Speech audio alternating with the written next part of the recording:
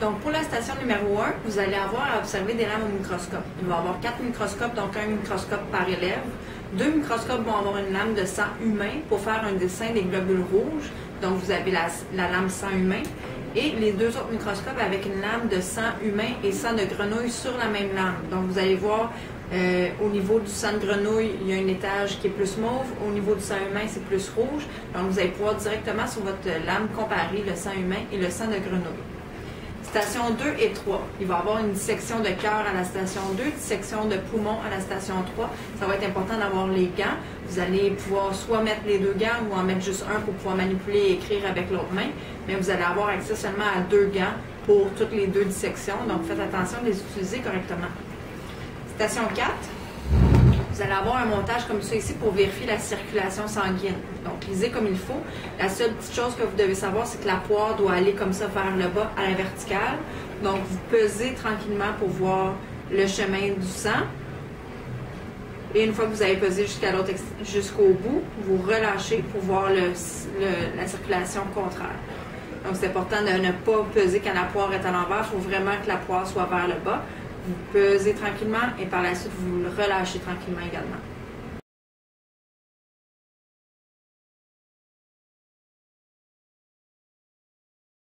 Pour la station numéro 5, vous allez avoir 3 systèmes à tester, soit un système avec un solide, un liquide et un gaz. Vous allez devoir vérifier entre les 2 seringues lequel des mouvements est le plus évident pour pouvoir venir déplacer le bloc qui est sur l'autre extrémité de la seringue. Donc, on essaye tranquillement de pousser sur un des pistons où est-ce qu'il n'y a pas le cube et on essaie de vérifier le mouvement qui se fait. Vous allez avoir le ciel, vous allez avoir l'air ici. Donc, on voit le mouvement des pistons, donc on y va tranquillement. Et il y a l'eau.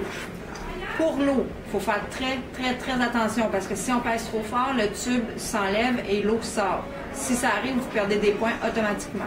Donc, si on veut venir déplacer le piston, on peut venir ici le tirer et le pousser. Mais je veux que ce soit des mouvements vraiment très faibles. On y va doucement, on tire pas plus qu'il faut, on pousse pas plus qu'il faut. C'est juste pour vérifier les mouvements. Donc, vous allez devoir analyser les 3 systèmes qui sont là.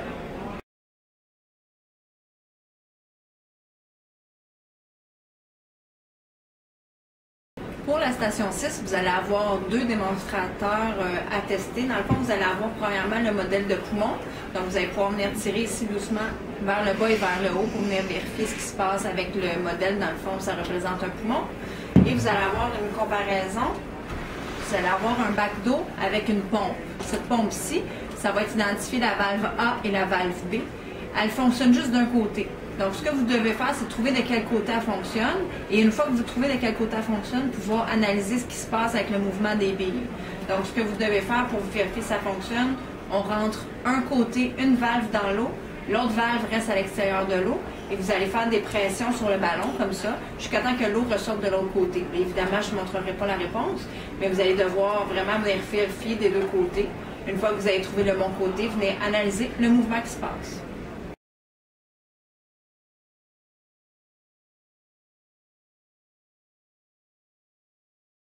Quand vous avez installé le brassard sur le bras de votre coéquipier qui va être le cobaye pour la pression sanguine, on va l'installer sur le bras gauche de la personne.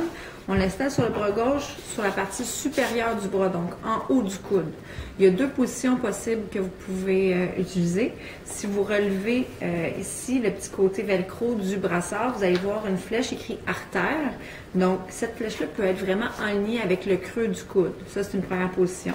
Sinon, vous pouvez juste le tourner un petit peu pour que les 2 tubes noirs soient alignés, eux, avec le creux du coude. Donc, peu importe laquelle des 2 positions vous allez utiliser, il faut qu'ils soient placés de cette façon-ci.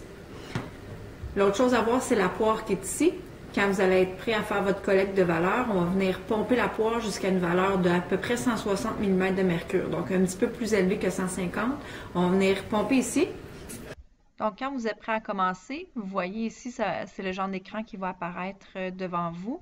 Vous voyez ici, c'est écrit gonfler le brassard jusqu'à 160 mm de mercure. Donc, quand vous êtes prêt, on se fie au graphique qui est ici. On va pomper la poire jusqu'à temps que la ligne atteigne à peu près 150 ou un petit peu plus que 150 mm de mercure. Et après, on relâche la poire. Donc, quand on est prêt à commencer, on fait mesurer et on pompe la poire jusqu'à 160 environ.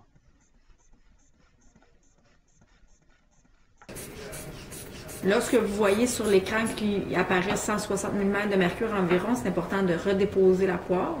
La personne qui se fait prendre sa pression doit rester en silence et immobile tout le long de la prise de données qui dure environ 1 minute. Donc, on laisse la poire tranquille, on laisse le graphique se faire, les données se mesurer.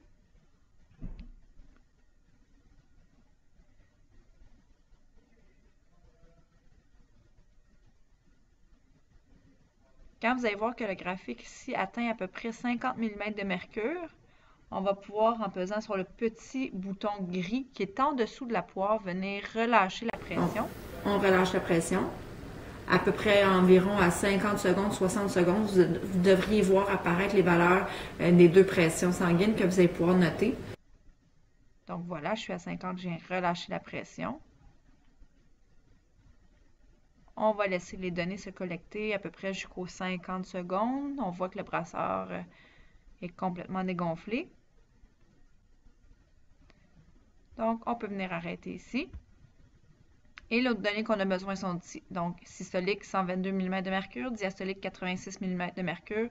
Donc, dans les documents, on parle souvent d'une moyenne de 120 sur 80. Donc, mes valeurs sont complètement dans la moyenne. On refait la même chose en changeant de position et on note les données. Pour partir une nouvelle prise de mesure, on refait seulement mesurer et ça va recommencer le tout à 0.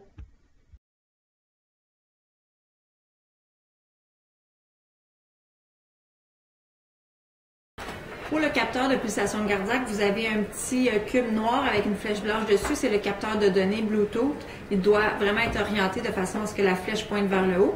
Vous avez les deux petites manettes comme ça. On a juste à mettre nos mains sur les deux manettes. On se tient droit vis-à-vis la flèche et les valeurs devraient s'accumuler à chaque 5 secondes environ. Quand vous êtes prêt à commencer pour enregistrer vos données de rythme cardiaque, encore une fois, on passe sur « Mesurer ». On met nos mains sur les deux manettes métalliques. Le graphique du bas, c'est les battements cardiaques, tandis qu'en haut, vous allez voir bientôt apparaître le rythme cardiaque dans le temps. Donc, ça va vous donner une bonne idée de la moyenne des pulsations cardiaques. Donc, on peut voir ici que les données commencent à s'accumuler. À chaque 5 secondes, vous allez avoir une nouvelle valeur. Donc, à peu près environ à la fin du 50 secondes, 60 secondes, vous allez pouvoir noter la moyenne de vos pulsations cardiaques.